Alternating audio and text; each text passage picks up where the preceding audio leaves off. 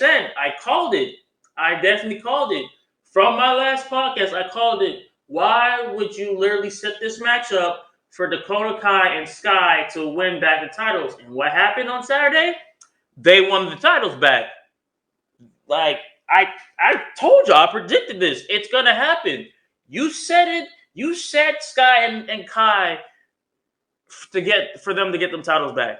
Honestly, you set them up to do that. Like I'm not saying this match was a good because this match, in my opinion, was really good. But this, like, why I don't believe in like the flip flopping of titles. I hate doing that. I hate when like maybe you have like a title. Like, say for example, you won the title like this pay per view, and then the next day you lose it in a matter of like 24 hours. Like, I hate stuff like that. If you're gonna hold on to the title, have it hold on to maybe like a good month or two, maybe not even month two, maybe like 6 months, 7 months, 8 months, 5 months, something like that. But don't have like a flip flop every two to like 2 months, like not 2 months, but 2 weeks to a month. Don't do that. I hate stuff like that. If you're gonna have the titles, have Asuka and Alexa Bliss like set up a storyline where they keep the titles, and then you just realize that, like, damage control is not ready to get gold at all. Doesn't matter if it's the Raw Women's Championship or the SmackDown Women's Championship or the Tag Team Gold. Like, they're just not ready for Tag Team Gold just yet, even though they've been superior both on NXT and the main roster. It just, But honestly, I wish that's how the match would have went. But honestly, I did love everything about it. Obviously, like, Asuka did injure herself, so Alexa Bliss was doing everything in the majority of the match, and she was dominating too. Like, Alexa Bliss was dominating the entire match, and she had a lot of moves to give, and I agree one of them hit, and I loved everything about it. Everything about it.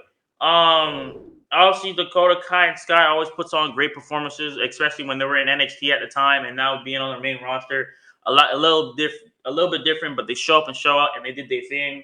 And honestly, randomly, I thought literally Alexa Bliss was about to do the Twisted Bliss and roll them up for the 1-2-3, but randomly out of nowhere, you see Nikki Cross literally taking out Alexa Bliss, and then just because of that distraction, Sky and Kai win tag team gold again, get back the women's tag team titles, and now, even though they lost the gold, the tag team gold, Asuka and Bliss, I know now that Nikki Cross is now setting up a rivalry for Alexa Bliss, because I feel like that would be a really good rivalry. Her first rival coming back as her original self, as the original Nikki Cross that we all know and love from NXT days.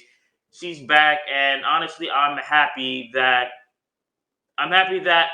Alexa Bliss is her first rival, because they had a lot of history with together. They were, that's her former friend, former tag team partner, and they did everything together. Honestly, I mean, they did every single thing together. So it makes sense that why not have Alexa Bliss as your first rival, as your first, opponent for maybe Survivor Series. And I feel like for this, they're going to build this up really, really good, because it makes sense, because, Nikki Cross, the way how she is now, it worked. It always fits her character. And then who better way to introduce her first rival is the one and only Alexa Bliss, the first one that basically was friends with her for a long time. And then they're both best friends, then became tag team champions. I think she's a former two-time. I think in my opinion that Cross is a former two-time women's tag team champion. So it makes sense for her to have a rival with Bliss. It just makes sense, and it works. And I honestly see that.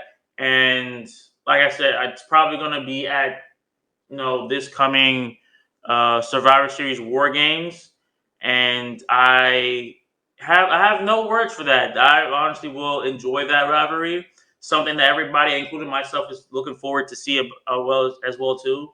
And also too, before the match, when Alexa Bliss and Asuka was interviewing, you have right when she was about to talk and everything, you see that Bray Wyatt's new logo appear on the screen for 2 seconds, and then after that, just cut back to the regular Crown Jewel screen, and she was looking, and I'm like, are they planting seeds? Are they setting up where Alexa Bliss is potentially going to go back with Bray Wyatt and everything like that? And I've read a lot of stuff like after when I watched Crown Jewel and then watched her match that people said, oh, like WWE ruined they ruined Bray Wyatt. They ruined Bray Wyatt because it was Alexa's flaws. No, it wasn't Alexa's fault. It wasn't her fault. It was WWE's fault.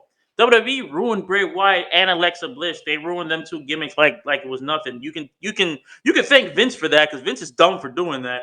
But like I said, I wouldn't mind Alexa Bliss teaming back up with Bray Wyatt. I feel like it would be really good because they rekindle stuff, and plus they do have history with each other.